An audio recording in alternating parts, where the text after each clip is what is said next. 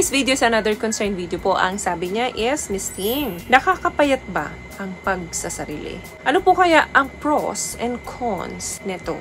Hindi naman po lingid sa kaalaman natin. I'm sure marami na rin po ang nakakaalam nito. Scientifically, belief ang pagsasarili po ay nakakatulong sa ating pangangatawan. Lalo na kung hindi po ito sobra-sobra. Nakakapayat ba? Ganito po yan. Ang solo session, yes, nakaka-burn po ito ng calories. Pero hindi po ito sapat para mangayayat ka. Kasi only minimum calories lang po ang nagbe-burn na dito every solo session mo. Like 6 to 7 calories lang. Depende pa yan kung gaano kahaba mo ito ginagawa, gaano ka-hard, at gaano kabilis bago ka makatapos. Kaya, huwag mo ika-cancel yung gym membership mo dahil ang ipapalit mo magsasarili ka na lang lagi. Hindi po sapat ito para ikaw ay pumayat. So, ano ba yung theory ng pagsasarili behind this? Okay, pwede mong isama sa mga workout mo, isa, ang masturbation. Kasi pag nagsusolo play ka, yung blood mo nagpapump yan and also your heart rate. The longer and more intense na session, mas malaking calories yung natatanggal mo. Bakit? Kasi nagbibigay ka ng energy dito. So kapag ikaw ay nakatapos, which means nag-burn ka ng calories. Hindi katulad ng may ka-partner ka, mas maraming calories ang nabiburn mo. Like 200 calories pataas. Every session, lalo na kung mahaba-haba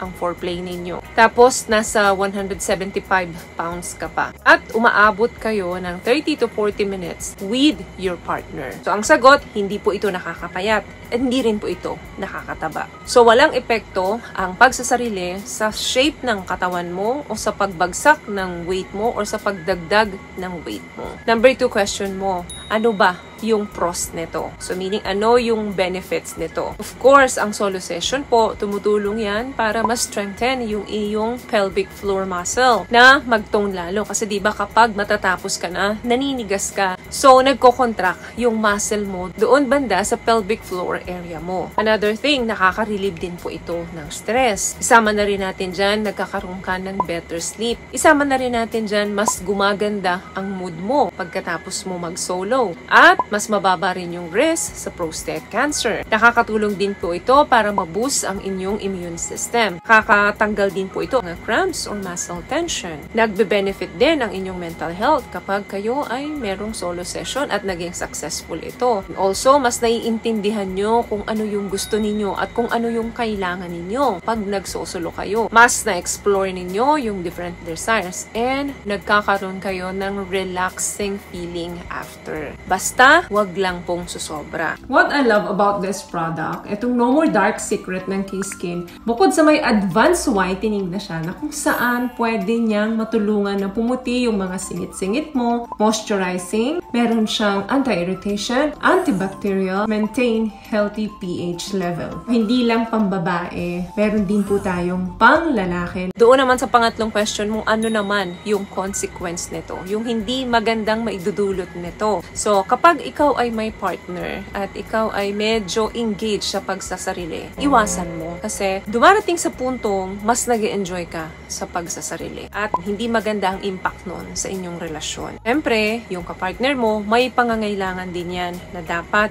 maibigay mo. Pwera na lang kung yung partner mo ay sumasang-ayon dito at mas nag-e-enjoy din siya, na nagsosolo din siya at nagsosolo ka. May mga ganun din po kasing couple. Pero kung ikaw lang ang nag-e-enjoy, hindi mo alam, nangangailangan yung partner mo at binabaliwala mo ito, hindi po magandang impact yan sa relasyon ninyo. Kaya better na bawasan para maibalik mo uli yung gana mo doon sa partner mo. Kasi kapag hindi mo siya na-control, darating yung oras na mas nag-e-enjoy ka ng magsarili kesa kasama yung partner mo sa kama. Pangalawang hindi magandang benefit nito, kapag nagkaroon ka ng addiction dito, syempre lahat po ng sobra ay hindi talaga nakakabuti. Lalo na kung naapektuhan na yung iyong trabaho, yung relasyon mo sa iyong pamilya, yung relasyon mo sa iyong partner, nako, hindi po maganda yan. At hindi ka pa natatapos doon sa isang araw mo, nag-iisip ka na naman na kumuha ng bakanteng oras mo para lang isagawa ito. Yung tipong nagto 2 or 3 times ka na sa loob ng isang araw, hindi na po maganda yan. Pwedeng mag-lead na ito ng addiction at hindi mo na ito makontrol. So, gradual, bawasan mo. Kung ginagawa mo ito ng 2 to 3 times a day, gawin mo na lang 2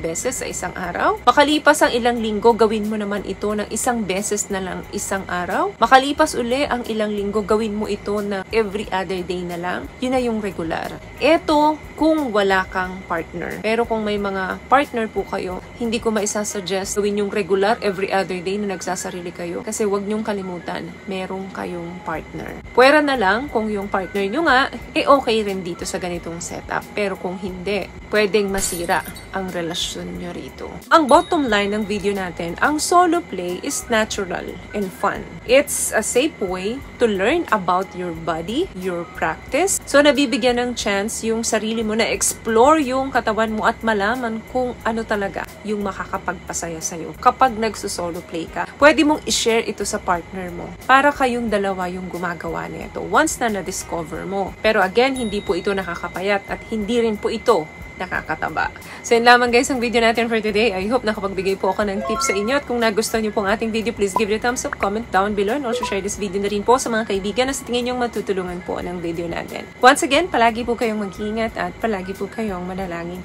Thank you guys for watching and see you in our next one. Always love yourself and be a blessing. Bye!